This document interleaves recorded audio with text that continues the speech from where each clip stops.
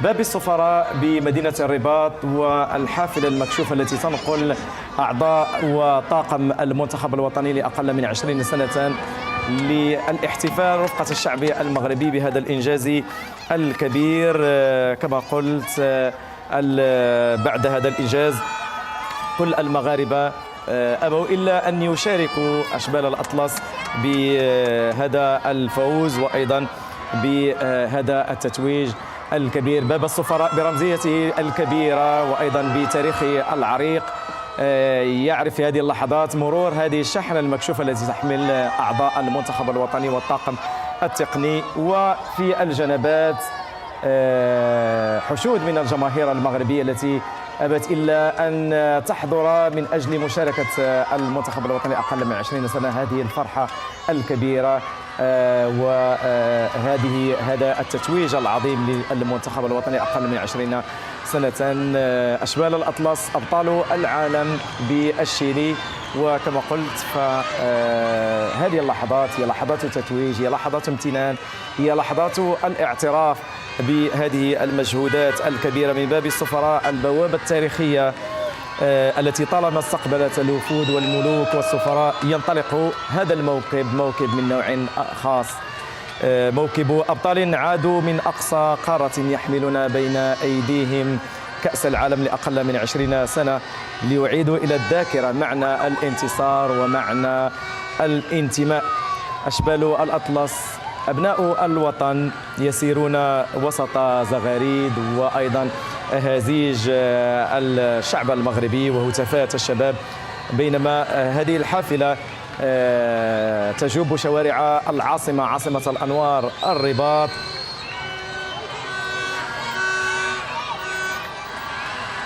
كما قلت تتوقف بين لحظة وأخرى لمشاركة هذه الاحتفالات الكبيرة مع الشعب المغربي. هنا تلويح بالعلم الوطني من مختلف الحاضرين وأيضا تصفيقات وأهازيج على هذا المنتخب الوطني. هنا من داخل الحافلة لاعبو المنتخب الوطني يوثقون هذه اللحظة بصور تذكارية مع الشعب المغربي بعدما حملوا الفرحة والسرور للمنتخب الوطني. هي إذن فرحة شعب بأكمله، فرحة وطن يرى في هذا الجيل استمرارا لمسار ملكي حكيم آمن بأن الاستثمار في الرياضة هو استثمار في الإنسان وفي صورة المغرب الحديثة.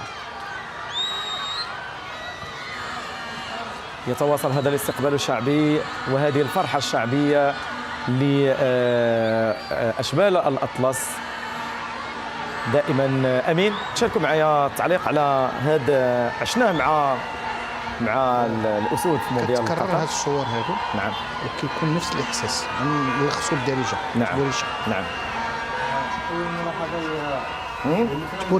تبوريشه الفخر كبير وواحد الفخر الانتماء لواحد الامه، دوله اللي عندها 14 قرن واللي مرت من مراحل واللي دائما فيها واحد العرفان الاشخاص اللي كيسديو لها، يعني كيخدموها بتفاني ووفاء. نعم. وهادو خدموا بتفاني ووفاء وجائزتهم واستحقاقهم هو هذا الاستقبال، يعني اللي عطى التعليمات ديالو صاحب الجلاله وكذلك استقبال الشعب. نعم.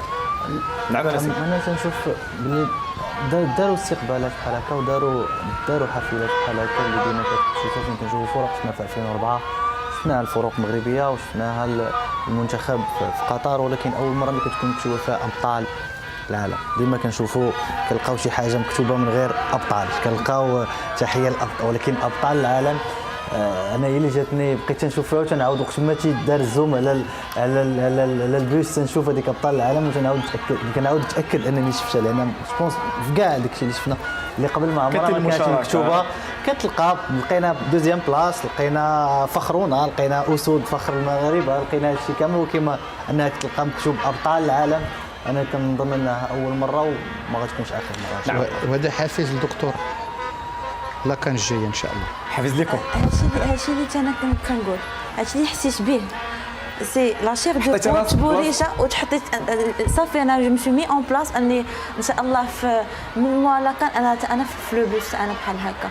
دونك سا مو موتيف و جو بونس سا موتيف المغرب كامل، اللعابه ديال لي جون ديال المغرب كامل اللي كيلعبوا الكره، انهم شي نهار حتى هما غادي يكونوا يقدروا يمشوا في يكونوا في هذا لو بوس، وتكون عندهم استقبال الكبير اللي هنا في مدينه الرباط. دونك غير بعوده للجمهور، تكلمتي على الجمهور اللي في لي ريزو سوسيو اللي هو اللي في الزنقه. كاين واحد الكلمه الفرنسيه انت كتعرفها، كاين بيان شاتي بيان، كيما كينتقدك كيبغيك غادي يفرح بك، لان حتى هو باغيك تربح. حيت هذا الجيل وهذا الجيل بالضبط اللي ربح هو جيل ما كيعرفش المستحيل كما قلتي، لانه شافوا قريب ليه في قطر، عاش هذيك الاجواء اللي شافوا حتى هما الاستقبال اللي كان تكون ليكيب. وبلا شك انه فاش كانوا لاعبين كانوا في واحد لو كون اللي خدات داخل تيفكروا ان راه يقدروا حتى هما يربحوا ولا يديروا شي مسار مشرف ويجيو حتى يكون عندهم استقبال بهذه الطريقه هذه. واليوم U17 غالبا يكونوا كيتفرجوا قبل ما يمشيو حتى هما في نفس الدين، لان دونك الامباكت بحال هاد الامباكت بحال هاد لي تور هادو بحال هكا اللي بسيكولوجيك ميم سور لو سبورتيف في لا موتيفاسيون ديالو، وانه يبغي يعطيك اكثر كيدخل شويه بو امباكتي بسيكولوجيكمون كوم يلفو لي جينيراسيون اللي يجيو انهم يشوفوا بحال هاد لي زيماج هادو يبقاو مأرخين وتعاودوا لهم هاد السيمانه كامله باش يتعرفوا. نعم. إذن هو يوم يحتفي به الشعب بالإنجاز كما يحتفي بالكرامة، ويشكر شبابه الذين حملوا رايته واسم بلاده إلى القمم العالمية. هو ليس مجرد تتويج كروي، بل هو عنوان مرحلة جديدة تؤكد أن الرياضة في المغرب أصبحت مشروعا وطنيا متكاملا تسنده رؤية جلالة الملك محمد السادس نصره الله، التي جعلت من التكوين والاحتراف مسارا لبناء جيل يصنع الفارق.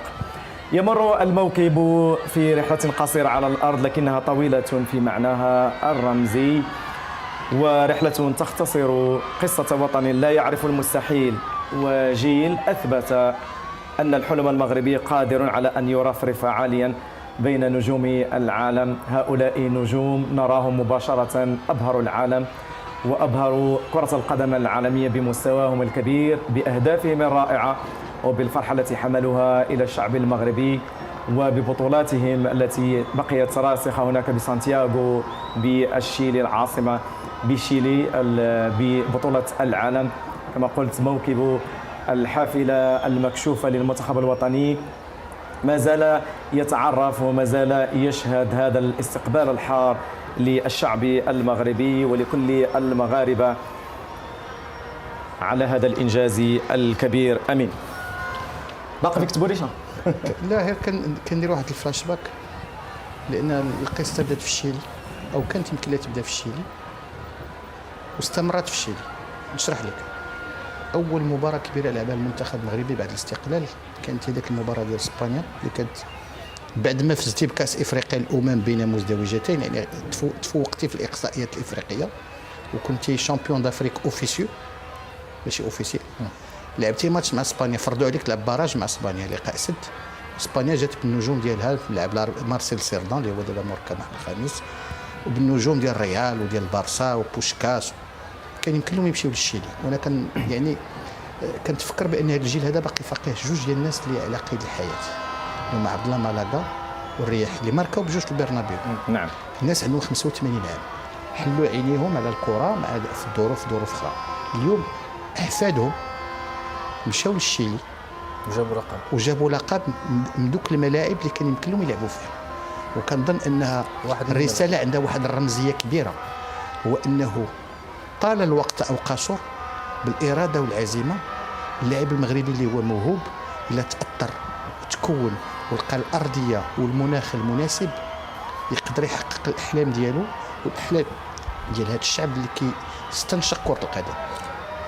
حتى ما تفوتناش فرصه وسي شكرنا الناس المكونين هنايا وكل شيء، ولكن حتى التعلق اليوم ديال الشباب المغربي بالرايه ديالو كبر، من غير قبل ما كاع من قطر بواحد شويه، لان كاينه كاينه لا فورماسيون، كاينه لا بوليتيك دو سكوتينغ اوسي اللي كدار، والتتبع ديال الشباب المغاربه اللي كاينين على ليترونجي، بحال اللي كنشوفوا واحد بحال معمل اللي كان فاسيلمون يقدر يلعب ليكيب دو فرونس، ما يحبسوا حتى شي واحد واخا هكاك، ما عمرو كانت عنده ليزيتاسيون، وجا اختار انه يلعب المنتخب المغربي وخدا احسن لاعب شاب في اليوفا. دونك حتى التربيه والتكوين ولا موتيفاسيون انك تحمل هذا التوني هذا، ما بقاش غير غتجي لانك غتمثل البلاد ديال الوالدين ديالك ولا الاجداد ديالك، لا عندك ان بلان كارير اللي تقدر تنجح فيه، تقدر تحمل القاب مع الفريق ديالك ومع المنتخب الوطني. وكنظن الا سولت اي لاعب في العالم واش يفضل انه ياخذ لقب مع المنتخب الوطني ديالو ولا لقب مع الفريق ديالو، غيختار المنتخب الوطني ديالو. نعم. اليوم كيجيو الناس باش يديو كيختاروا المغرب عن حب ولكن لانه حتى المغرب ولا كيعطيك ان بلان كارير انترناسيونال في المستوى. كتاخذ واحد الحاجه وانت راه سافرتي برا، نعم. ما كاينش شي بيت مغربي كتدخل له في جميع دول اوروبا ولا العالم ما كتلقاش فيه يعني الريحه ديال انت مغربيت. الام ديالك والاب ديالك كيربيوك على حب الوطن بشكل او اخر، وقد ما ابتعدتي يعني عشتي في الغربه قد ما كتعلق بالارض ديالك. راه كتدخل اول حاجه كتلقى التلفازه المغربيه هي ولا الارض ديالك في البيت، ولا الارض ديالك عطاتك اون روتور بيان سور كتجي عاوتاني هي فين كيكون داك لوسموز الكبيره، فين كيوقعوا لي ميراكل بحال هادو اللي حضرنا عليهم. سي ان بو نواصل كليشي التعليق على دمنا احمر هذاك الشيء اللي كاين. دمنا احمر. جو بونس كاع لا جينيراسيون اي جينيراسيون عنده واحد تمغربيت ما انكرويابل. المهم اذا نواصل هذا ودزنا من الميتافور شي راديولوجيك. نواصل هذا نعيش سويا هذا الحدث الرياضي التاريخي الكبير للمملكة المغربية من باب السفراء، البوابة التاريخية من قلب العاصمة المغربية الرباط، عاصمة الأنوار. انطلق اليوم هذا المشهد الذي سيكتب بحروف الفخر في الذاكرة الوطنية. ها هم أشبال الأطلس أبطال العالم يعودون إلى أرض الوطن، تتقدمهم هذه الحافلة المكشوفة وسط الجماهير المغربية الغفيرة التي جاءت من كل المدن المغربية والجهات لتقول لهم أنتم فرحة المغرب، أنتم جيل الحلم الذي أصبح واقعا. من هذا الباب أو من باب السفراء العريق الذي استقبل عبر التاريخ السلاطين والسفراء والمبعوثين، مر هذا الموكب، وها هو موكب الأبطال يشق طريقه عبر شارع الحسن الثاني وسط بحر من الأعلام والعيون التي وصل الآن الموكب إلى شارع محمد الخامس وسط بحر من الأعلام والعيون التي تفيض بالدموع فرحا.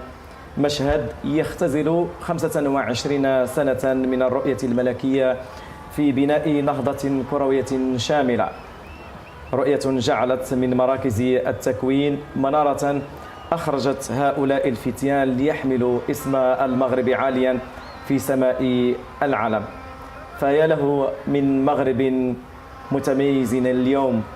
أشبال الأمس صاروا أسود المستقبل، والمغرب الذي صعد منصات التتويج في القاعات والملاعب وأيضا الأولمبياد يؤكد اليوم أنه قوة كروية عالمية.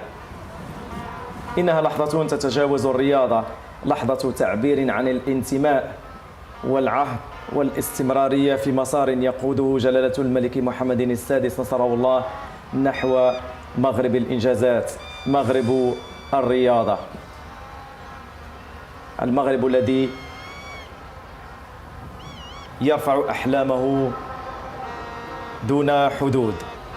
اليوم الرباط ترتدي أبهى حللها وتنبض شوارعها بألوان الفخر والاعتزاز. إنها فرحة شعب بأكمله، فرحة وطن في هذا الجيل. والأنظار بعد قليل سوف تتجه لساحة البريد قلب الرباط النابض، حيث تتعالى الأصوات بالنشيد الوطني وتتحول الشوارع إلى نهر من الأعلام. يعني كتعرف انه كيعجبنا داك انا كصحفي نكون دير القراءه في الصحف، كنتمنى انه يكون واحد العنوان بغيت تعطي شي عنوان. 40 مليون قلب تهتف ديما مغرب. صحيح. هذا هو الاحساس، لان ما كنظنش انه المغرب كله ما يعني ماشي وراء الشاشه، في المقاهي في البيوت ما كيشوفوش هذه اللحظه هذه وما كيرددوش نفس الكلمه ديما المغرب، لان هذا المنتخب خلانا يعني نسترجعوا الايام الجميله ونسهروا الليالي ونحتفلوا مباراه بمباراه، حتى المباراه النهائيه اللي من بعد الانتصار كنظن انه من طنجه للقويره نضيفوا لها مغاربه العالم في جميع القارات ما خرجوش واحتفلوا. الشعار هو ديما المغرب، الشعار والله الوطن الملك، والشعار هو كذلك هذا الرايه اللي عندها واحد القيمه، وكنظن بانه كل واحد مستعد من الموقع ديالو انه يدافع على السمعه ديال بلاده، اللاعب ديال الكره في الميدان والمواطن في المكان اللي يعني كيزاول فيه المهله ديالو. وكنظن ان كلنا خصنا نخدموا بتفاني باش دائما هذه البلاد هذه تبقى غاديه في الطريق اللي كتبوا لها الله، واللي بطريقه ولا باخرى التاريخ ديالها كيستحق. 14 القرن كتستحق ان الانسان في وقت من الاوقات يقول ديما مغرب، ديما المغرب، ديما المغرب اكيد.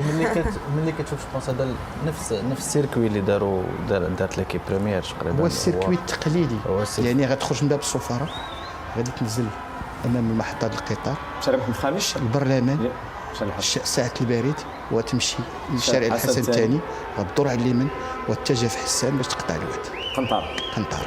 وكذا هذا كيف قلت لك موتيفون لكاع لي جينيراسيون اللي غادي يجيو، وماشي ماشي من لعبات اننا كنديروا هكا، غتولي ولا تقليد والولاد كيف قلتي هو سيركوي تقليدي، لان كتولي انت براسك كتجالس في بلاصتك كيف قلت قبيله يمكن انني نتعاود، ملي كيجالس بلاصتك تقول الا كنتي لاعب كره القدم انت شاب غتقول واحد النهار انا غادي نطلع في هذاك البيس، انا غادي نجيب هذه الدوره وتكون مكتوب عليا بطل العالم. فتنا دابا هذيك البلاصه ديال فتنا هذيك الكتبه اللي كنا كنكتبوا مفخرات المغاربه ولا شرفتمونا، اليوم ابطال العالم حنا في واحد البيس مكتوب فيه ابطال العالم. ما عرفتش مع الوقت واش كتستوعبوها ولا ما كتستوعبوهاش، ولكن مكتوب فيه ابطال العالم. ولات معنا هذيك عشنا اول مره عشتها وكنرجعوا للتاريخ هو ملي المرحوم الحسن الثاني يعني استقبلنا والو عويطه في فينال ديال كوب دوطرا وهز لهم يديهم بجوج، ومن بعد عشنا استقبال سيدنا كان انذاك ولي العهد في 84 بتعليمات من الوالد ديالو الله يرحمه،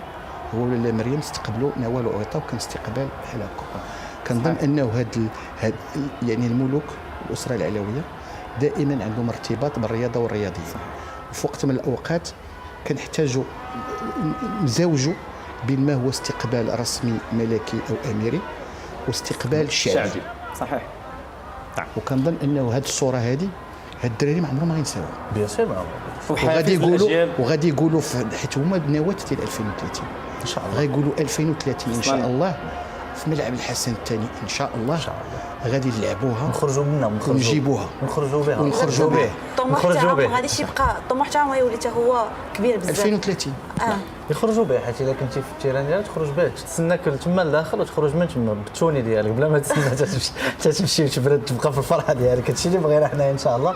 دونك هادشي كيعني ان الفينال تكون في بلادنا ان شاء الله. مساء المجد، انه مساء المجد، مساء الوطن من هنا من المملكه المغربيه الشريفه، من ارض تصنع التاريخ ولا تنتظر ان يكتب عنها. نطل عليكم في يوم استثنائي، يوم سيبقى عنوانا في ذاكرة كل مغربي، إنه يوم الفخر، يوم العودة المظفر لأشبال الأطلس، أبطال العالم لأقل من 20 سنة الذين كتبوا صفحة من أنصع صفحات الرياضة المغربية، صفحة اختلط فيها العرق بالدموع والإيمان بالعزيمة والحلم بالواقع. اليوم لا نغطي حدثا رياضيا عابرا، بل نواكب عرسا وطنيا كبيرا تجتمع فيه الرموز والدلالات وتتجلى فيه وحدة وطن بأكمله. بل نواصل هذه المواكبة من شوارع الرباط، من قلب العاصمة النابض، من ساحة البريد، حيث يلتقي التاريخ بالحاضر، وصولا إلى قنطرة مولاي الحسن، جسر اللقاء بين الرباط وسلا. الرباط اليوم ليست مدينة فقط، إنها لوحة وطنية حية تمتزج فيها أصوات الجماهير بزغاريد الأمهات ودموع الفرح بألوان العلم المغربي. آلاف المغاربة يصطفون على الجانبين ويرفعون الأعلام ويهتفون لهذا الجيل الذي أعاد للكرة المغربية مكانتها بين كبار العالم. هذا المشهد أمامكم لا يقاس بالحجم بل يقاس بالمغزى، فهو تجسيد لرؤية ملكية سامية جعلت من الرياضة مشروعا وطنيا ومن التكوين أساسا لصناعة الأبطال. هؤلاء الفتية في هذه اللحظات يمرون وسط هذا البحر البشري ليسوا مجرد لاعبين فقط، إنهم سفراء الحلم المغربي الجديد، جيل تربى في مؤسسات حديثة وفي مقدمتها أكاديمية محمد السادس لكرة القدم، فتعلم أن الانتصار يبدأ من الانضباط، وأن القيم تسبق الشهرة، وأن حمل القميص الوطني مسؤولية قبل أن يكون مجدا. اليوم حين تعلو الأهازيج وحين ترفرف الرايات من كل صوب ندرك أن هذا الوطن لا يعيش فقط فرحة التتويج بل يعيش فرحة الاكتمال. اليوم ما نراه في الرباط ليس احتفالا فقط، إنه مشهد مغربي جامع تتعانق فيه الرموز كما قلت، من باب السفراء رمز السيادة إلى قنطرة مولاي الحسن رمز الوحدة. مسار قصير في المسافة لكنه طويل في المعنى، لأن كل خطوة من هذا الموكب تروي حكاية وطن عظيم علم أبناءه أن المجد لا يمنح بل ينتزع بالعمل والوفاء والإيمان.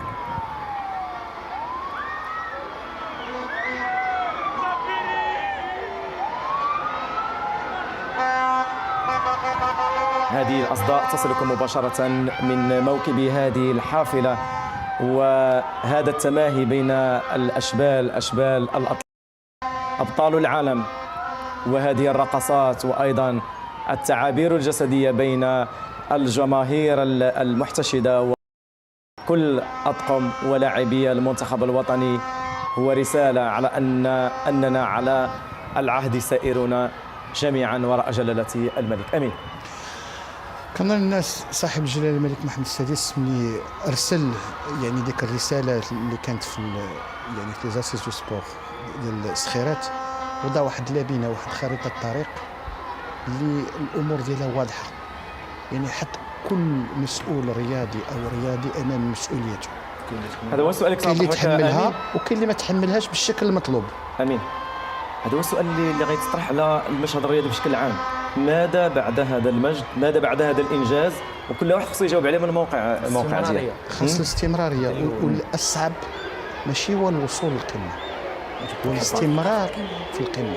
باش قلت لك بغيت المغرب تكون هي المانيا ديال الكره، بمعنى ان المانيا من 1954 لدابا تعتبر اقوى قوه مع المنتخبات في المنتخبات الوطنيه في جميع الفئات، لان درت واحد الحاجه على اندسترياليزي لو بروسيس، بمعنى ملي كدير واحد البروسيس وكتولي كتكررو كل مره كيولي اندسترياليزي، بحال كتدخل لواحد الشركه وكتحط لك واحد الطرق ديال المسار ديال العمل، كتولي واحد المسار صناعي، كتولي غادي بيلوطاج اوتوماتيك، لان كل واحد كاين الخريطه كاين المخطط كاين كل شيء، كتولي انت كتولف تربح. دونك خصنا نوليو كنولفوا نربحوا ونبقاو نشتغلوا بنفس العقليه، والعادي يكون هو الربح، والاستثناء هو ما توصلش للنصف النهائي ديال الكؤوس الافريقيه والبطولات العالميه. مفاجاه انك ما وصلتيش. انا في القبيله انا عطيت المثال ب 2005 بحال وقف الزمن وضيعنا وقت كثير، لان من 2005 ل 2025 راه 20 عام ما لعبناش هاد كاس العالم اللي كتلعب كل عامين، وبقينا محافظين وبقينا خدامين. في هاد الخمس سنين الاخرى كان هاد اللقب سي وهبي كان يقدر ما يكونش، كون ما خديناش القرار ديال الاستمراريه، كون ما خديناش القرار ديال الصبر، كنا كنديروا قبل، كون ما خديناش القرار ديال الصبر. علاش؟ لان كنا كنتعاملوا مع الفئات بحال الفريق الاول، فشلتي في لوبجيكتيف ديالك الله يعاون سلامه، لا هنا كان عندك ان اوبجيكتيف تي اون تران دو كونستروي شي حاجه اللي ما كانتش موجوده. وخاصنا نعرفوا انه كاين جوج ديال الالقاب، كاين ناخب وطني او مدرب ومؤطر مكون مربي. داكشي اللي كان السي محمد وهبي مكون أولاً. مؤطر ومربي. اولا عاد مدرب. لا كاسكيت ثاني. ملي كتعطي ديك لاكاسكيت الاولى وكتعطيها القيمه ديالها كتعرف القيمه ديال الوقت، لان الزبيري والصادق معنا هاد اللاعبين كلهم راه فشلوا في الوصول للبطوله الافريقيه هذه سنتين. شنو اللي قبل منهم؟ جزء منهم راه شارك في الاقصائيات بحال خليفه. شنو درنا؟ حافظنا على اللاعبين المدرب شيف دو بروجي وعطيناه الثقه وقلنا ليه استمر في العمل ديالو، كبرنا ليه لا باز دو دوني، وكبرنا ليه لا باز دو دوني وعطيناه جميع الامكانيات باش ما يفشلش. وصلنا تكاليفينا لكوب اوناف ربحناها، مشينا لاكان باش نربحوها ما جابش الله، خسرنا على افريقيا دو سود، ولكن ما خدناش ذاك القرار اللي كان دائما هو ذاك السرعه ديك تو تيغ بلو فيت كو طون، بمعنى خسرت الفرقه على القول المدرب. لا، خصنا نستمروا في الثقه لانه ماشي فقط ناخب وطني ولكن عنده واحد المشروع تربوي تكويني فيه وغادي يعطيه الماكسيموم. وشفتوا انه في كاس العالم كان هو لو شيف دو بروجي لانه كيتكلم بجميع اللغات واستطاع يوصل الافكار ديالو تقنيه تكتيكيه وحتى التواصليه الانسانيه اللاعبين، ولات مغامره انسانيه عاشوها الدراري هذا. داكشي اللي عاشوا في الشيلي في جزء من العالم اللي ما كيعرفش الشيء الكثير على المغرب، وكانوا خير سفراء المغرب، فغادي يرجعوا بدوك لي سوفنير. بالنسبه لهم سانتياغو تشيلي ولا فالبارايسو ولا رانكاغوا ما كانش فقط زياره للاستجمام، كانوا سفراء كتبوا فيها التاريخ، كتبوا التاريخ، والسي محمد وهبي ساهم في كتابه التاريخ. أيها السادة والسيدات، في هذا المساء المغربي البهي نحتفل جميعا بجيل كتب التاريخ وفتح الأبواب أمام المستقبل. نحتفل بمغرب يزداد إشراقا كلما راهن على شبابه. نحتفل بفرحة صادقة توحد الشمال بالجنوب والريف بالصحراء والمدينة بالقرية. نحتفل بالمغرب حين يكون على موعد مع ذاته ومع المجد. فمرحبا بهؤلاء الأبطال، مرحبا بأشبال الأطلس الذين رفعوا الرأس عاليا وجعلوا العالم ينحني احتراما لراية حمراء تتوسطها نجمة خضراء. مرحبا بفرحة مغربية خالصة، وفرحة كهذه لا تختم بل تروى للأجيال القادمة كفصل جديد من ملحمة اسمها المغرب. مساء الوطن، مساء المجد، مساء الفخر الذي يسكن كل بيت مغربي. من هنا من عاصمة الأنوار ومن مدينة القرار نطل عليكم في ليلة ليست كالليالي، يوم تكتسي أو ليلة تكتسي فيها الشوارع بالأحمر والأخضر وترتفع فيها القلوب قبل الأعلام. ليلة يعود فيها الأشبال إلى أرضهم وقد حملوا معهم تاج العالم، وكأنهم عادوا بقطعة من السماء ليضعوها فوق جبين الوطن. اليوم لا نعيش مجرد استقبال رياضي، بل نحتفل بصفحة جديدة من السجل الذهبي للمغرب. فهؤلاء الفتية لم يعودوا مجرد لاعبين، لجيل كامل تعلم كيف يصنع المستحيل بالإصرار، وكيف يرفع اسم بلاده بين الأمم بالانضباط والإيمان. إنهم أبناء رؤية ملكية متبصرة آمنت بالشباب فزرعت فيهم روح الطموح ومنحتهم البنية والأكاديميات والفرصة ليكونوا واجهة مغرب جديد لا يهاب التحديات. من باب الصفراء انطلقت الحكاية على امتداد الطرقات بالعاصمة الرباط نحو ساحة البريد. ما زالت هذه الزغاريد ترتفع وتتعالى الأهازيج، والمدينة كلها تتحول إلى مهرجان حب للوطن. كل نافذة تروي قصة انتماء، وكل شرفة تحمل علما يرفرف على إيقاع النشيد الوطني. فالمغاربة اليوم لا يحتفلون فقط بفوز في المستطيل الأخضر، بل يحتفلون بثمرة مشروع وطني بدأ منذ سنوات، مشروع جعل من الرياضة ركيزة لبناء الإنسان المغربي الجديد. من هناك يواصل الموكب مسيرته نحو قنطرة مولاي الحسن، حيث يلتقي التاريخ بالجغرافيا والوطن بنفسه على ضفتين. إنه المغرب الذي اختار أن يصعد سلم المجد بخطى ثابتة وأن يصنع صورته بجهده وإيمانه. من هناك يتعانق الشمال بالجنوب والشرق بالغرب في مشهد رمزي يختصر وحدة أمة تؤمن بأن قوتها في تماسكها، وأن فرحتها لا تكتمل إلا حين تشمل الجميع. اليوم تحتفي المملكة بأبطالها كما تحتفي برؤية ملكية جعلت من الشباب قلب المشروع الوطني، ومن الرياضة مدرسة للوطنية والانتماء. من الأكاديميات ومراكز التكوين خرج هذا الجيل الذهبي، جيل لم يتعلم فقط كيف يلعب كرة القدم، بل كيف يرفع الرأس ويقاتل بشرف من أجل راية واحدة لا تنكسر. يا له من مساء يعيدنا إلى معنى الفخر، إلى الدموع التي تنهمر فرحا، إلى الوجوه التي تضيء من حب هذا الوطن. مساء تقول فيه الرباط للعالم أجمع: هكذا يكون المغرب، وهكذا يكون المجد حين يصنع بالأيدي النظيفة، بالعزيمة الصادقة، وبروح لا تعرف المستحيل. هذا هو المغرب حين يفرح فرحة سامية وراقية وجامعة، فرح يليق بمملكة صنعت الإنجاز بجهدها وأبهرت العالم بثباتها. هذا هو المغرب حين يقول للعالم: نحن لا نحلم، نحن ننجز. وراء رؤية ملكية متبصرة لجلالة الملك رسمت الطريق وأعطت الخطط لنجاح ما بعده نجاح متواصل على مدى الأيام.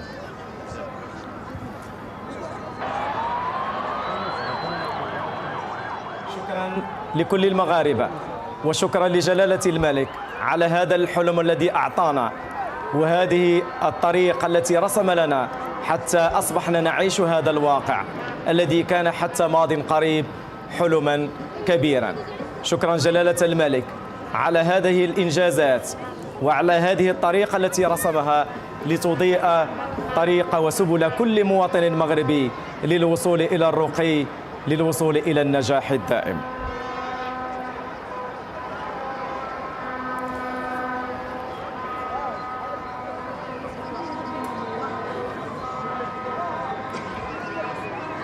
دائما مع هذه الرؤية الملكية المتبصرة التي كانت كما قلنا في البداية خارطة الطريق للوصول إلى هذا المجد الكروي الرياضي الاجتماعي الشعبي كما نتابع سويا.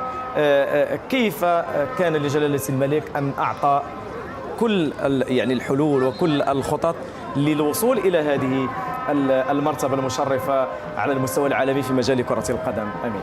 نتكلموا على خارطة الطريق ديال الصخيرات وكنتكلموا على الأكاديمية، لكن عاود نأكد بشكل كبير النهار اللي دشنها صاحب الجلالة الملك محمد السادس عطى واحد الفسحة الأمل لجميع الشباب الموهوبين في المغرب. قال لهم انه الحلم غيكون بالتكوين الاكاديمي الميداني، وغنفتح لكم واحد الافق، وغادي نخليكم تخلقوا ثروه. خلق الثروه شنو هي؟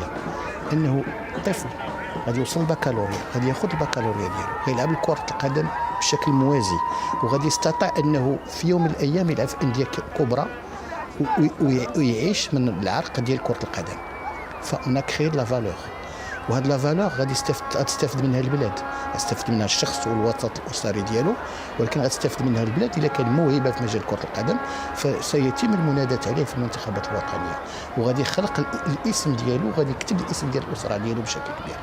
صاحب الجلاله عطى هذه الفسحه ديال الامل، وعطى واحد الفرصه باش الشباب المغربي دوك يبلور الطاقه ديالو والامكانيات ديالو عن طريق الاكاديميه ديال محمد السادس.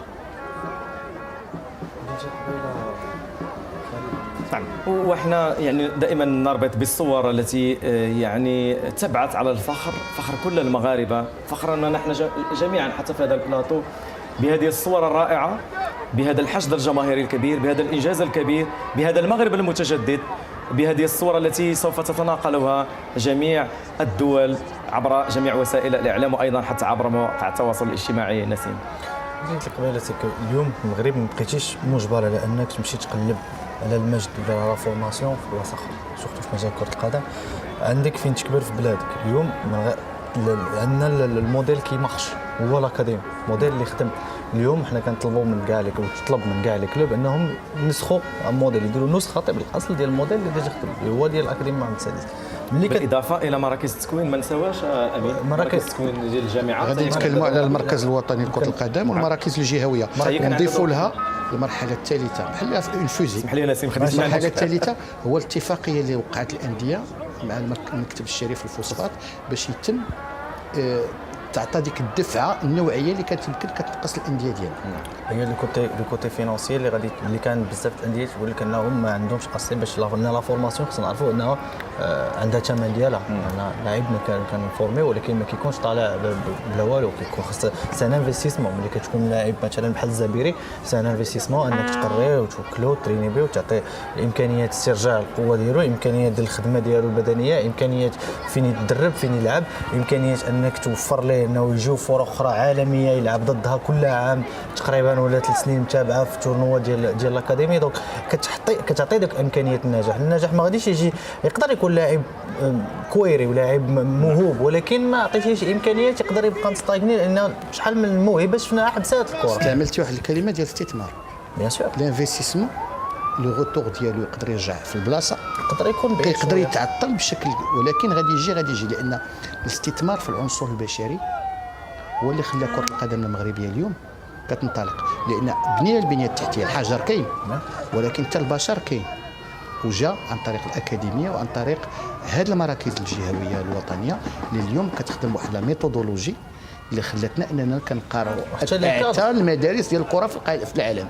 الارجنتين بلاد كتكون لاعبين، البرازيل بلاد كتصدر في اللاعبين الشباب، ولكن واجهناهم اسبانيا بلاد مدرسه في كره القدم يقام لها ويقعد وعندها هويه ديالها، وفرنسا هو البلد الاول من ناحيه التصدير ديال اللاعبين الشباب كلها غلبناهم.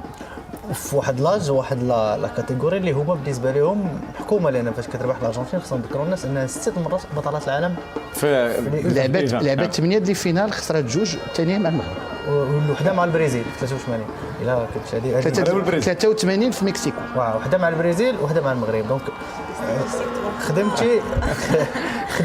خدمتي وصلتي، صبرتي، لان انا بالنسبه لي مفتاح من مفاتيح النجاح في كره القدم هو الصبر.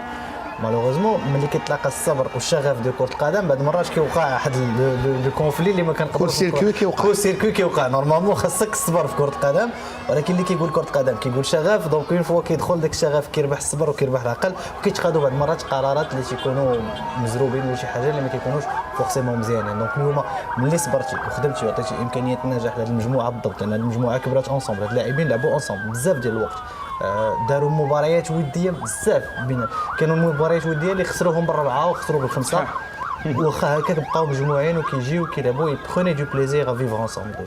دونك ملي مشاو للشيلي وربحوا ديجا دونك انا بالنسبه لي هذيك المجموعه اللي سميناها مجموعه الموت ولات مجموعه الحياه من بعد هي خلاتك انك تطمع انك تولي تبان لك كاس العالم قريبه. لان ملي كتربح لاسبان دونتخ البرازيل متابعين معنا تقول سي تو سور لو تيران وربحتي هاد دو زيكول كتقول باقي لي شي ايكول اخرى تغلبني. ما انا بالنسبه لي شي واحد الماتش ديال ديكليك هو اسبانيا، ولكن الماتش الوقوف هو البرازيل. غادي نتكلموا كوريا حيت زدتي من فورم دو شامبيونات، زدتي ان شامبيونات ان ماتش اليميناسيون ديريكت. غنرجع للمباريات نبقاو دائما مع هذه الصور المعبره والرائعه. وشخصيا يعني بحكم المجال ديال الاشتغال ديالنا اننا اشتغلنا على مجموعه من الملفات التي تخص المملكه في مجال الصناعه، في مجال التجاره، في مجال الخدمات، في مجموعه من المجالات. نلاحظ هذا التطور الكبير والديناميه الكبيره وهذا الزخم على مستوى المملكه المغربيه وراء رؤيه متبصر جلاله الملك في جميع المجالات. اليوم الاستثمار جاء على مستوى كره القدم الوطنيه. ما هو الاطار الذي يمكن ان نضع فيه هذا التوهج على مستوى كرة القدم عبر العالم مع ما نعيشه في يعني الميادين الاخرى الصناعيه والتجاريه وايضا الثقافيه ومجموعه من المشاريع الاخرى المواكبه، بناء الحجر وايضا معه بناء الانسان. كاين واحد الانديه سوسيو ايكونوميك مهم. التطور ديال الرياضه في البلاد كيكون مرهون بالتطور ديال الاقتصادي والاجتماعي ديال ديك البلاد. نعم. قد ما كتطور اقتصاديا وكتنتعش اجتماعيا قد ما حتى كذلك الرياضه كتكون غدا في خط موازي. لان لا بلوس دو مويان، لان اليوم الرياضه صناعه ما يمكنلاش نعتبروها فقط تنشيط، او الوزير او ترف، لا، صناعه، وهذه الصناعه عندها الاسس ديالها. الى الاقتصاد ما كانش منتعش ولا كانش من الناحيه الاجتماعيه ما كنفتحوش افاق المواطن باش يبدا ويخلق ويبتكر في هذا المجال اللي هو الرياضه. نعم. فما يمكنش تمشي. وكره القدم اليوم هي القاطره ديال الرياضه الوطنيه، وهي اللي فتحت افاق، لان الرياضه الاكثر شعبيه وهي الرياضه ديال جميع الطبقات الاجتماعيه. نعم. كتمشي للملعب كتلقى في الفيراج الناس ديال الطبقه الفقيره والكادحه، وكتلقى الناس اللي في لي لوج، وكلهم كيتعايشوا في هذاك المجال وفي ذاك المحيط اللي هو ملعب ديال كره القدم، وكلهم كيشجعوا نفس الفريق وعندهم نفس الطموحات. غالبا هذوك الناس اللي كيكونوا وصلوا لي لوج راه دازوا من الفيراج، كنعرف شي وحدين دازوا من الفيراج، دازوا من الفيراج ودازوا من التريبين ودازوا من بلايص اخرين ديال التيران، لان حتى هو كيكبر. لان قلت واحد الكلمه مهمه امين، هي كره القدم الرياضه ديال كل شيء، وهذا الشيء علاش كنشوفوا انها فيها كل شيء، لان هذا المنتخب ماشي كل شيء جا من طبقه فقيره ولا كل شيء جا من طبقه متوسطه، كاين اللي تا هو جا كان يقدر ما يلعبش. اللي كنشوفوا حتى في التوجهات الان اللي كاينه في المدارس التكوين وماذا، كنشوفوا يعني ابناء من جميع الطبقات جايين كيلعبوا انصومبل. لان مشى الفكر ديال الكره لهذه الطبقه من المجتمع. لا، اليوم كتشوف كل شيء، كتشوف مدارس كثيره، تسمى كلمه ديال لانكلوزيون. فوالا سا تيد سا ان اوتي دانكلوزيون، مي كيف قلتي سي اوسي ان اوتي ديفلوبمون. اليوم السوفت باور ديالك، السميه ديال المغرب لا حسبتي شحال مره جبدات في لي موتور دو ريشيرش من نهار لحد بالليل. اليوم حنا الاربعاء تنهضروا غادي تلقى ملايين المره اللي السميه ديال المغرب جبدات. علاش؟ لان واحد 23 ولا 26 شاب مغربي قرروا انهم يجيبوا كاس العالم للمغرب ويصدموا العالم كامل، وكل شيء تيكتب للمغرب تصدم العالم. كاين اللي كيعتبرها معجزه لانه ما عرفش الخدمه اللي دارت، كاين اللي كيعتبرها معجزه بروغرامي. كيف قلت لك انا بالنسبه لي انك تمشي من شابو 4 في كره القدم ودير اللقب فهي معجزه كرويه بكل ما تحمله الكلمه من معنى. نعم. وكاين اللي كيشوفها عاوتاني الناس اللي قراب واللي عارفين كيفاش المغرب خدم على قبل هذه الفئه هذه بالضبط، لان هذه الفئه هي ديال المستقبل، جات الوسط، جات ما بين الحاضر والمستقبل. نعم. نقولوا انا فئه المستقبل هي اللي يو 17، ولكن هادو دابا فئه ديال ايمينون دابا حاضر قبل ما يكونوا مستقبل. لان كيف قلنا في الاول لاعبين من هنا يقدروا يلعبوا في لا بروميير ايكيب من غدا بعين. انا بيني وبينك في لاكان انا لا استغرب ان واحد او جوج منهم ولا ثلاثه يقدروا يكونوا في اللائحه الاوليه من بعد اللائحه النهائيه بوتيتر با. ولكن اللي كيهمني في هادشي كامل هو انه استعملتي كلمه سوفت باور. كتدخل لجوجل كدير موتور دو ريشيرش، القوى الناعمه، القوى الناعمه، كدير موتور دو ريشيرش كتلقاه موروكو. هذه 40 سنه كان اللي كيخلط موروكو مع دوله اخرى. اليوم موروكو انا سائح اجنبي مشيت شفت المغرب في الشيلي او شفتها عبر اللقاءات التلفزيونيه، غنبغي نجي نكتشف السر ديال النجاح ديال هذه البلاد هذه، وغادي نوازي بين العطله والاستجمام ونحاول نكتشف السر ديال هذا الشعب هذا اللي استطاع انه يقهر الارجنتين مثلا. وهذه فرصه باش نفتحوا افاق بالصوره وبالسمعه ديال كره القدم المغربيه للسياحه، للاستثمار، بزاف ديال الافاق اللي كتكون. علاش؟ لان العنصر البشري المغربي استطاع انه ينتصر في كاس العالم ويولي ثاني دوله افريقيه كتتوج واول دوله في العالم العربي. هادشي كامل اليوم اهم حاجه اننا ولينا كنربحوا، ما بقيناش كنكتفيو اننا نخسروا. لنا بدينا كنقدموا المغرب كدوله، ولكن كنا ديما بريسك كنتكلموا على رياضه. لا، هي باش نتكلموا على رياضه جماعيه. رياضه جماعيه بيان سور. اول رياضه جماعيه، اول منتخب في رياضه جماعيه يفوز هو هذا. الالقاب العالميه عرفناها في العاب القوى او في الاولمبي على صعيد الاولمبياد على صعيد الميداليات. رياضه جماعيه. دونك كاين الفوز انك تجيب ميداليه اوتور دو كو، سي با ملي كتجيب اولمبيا راه يعني هذيك هذه ذهبيه عالميه. من هنا الفروق ديالنا كانت ديما داك لو بريسك. في الفروق كاس العالم للانديه فاش الرجاء غتمشي تلعب في البرازيل والعالم كله غادي يعرف بدا يقلب في المغرب لافريك. المغرب لعبوا مزيان معهم، كيلعبوا مزيان ما انتصروش، لعبوا مزيان ما انتصروش. جا من بعد 2013 هذيك لا فينال، هذيك الميداليه دارجون كتعني شي حاجه. اللاعبين كيمشيو بشي حاجه وتا هي يدخلوا بها القسم الملكي. كاين واحد الكلمه، واحد الزميل الله يرحمه وبالعيد بوميد كان كيسميها لا ديفيت فيكتوريوز. الجيل ديالنا عاش بدوك الاساطير او بدوك القصص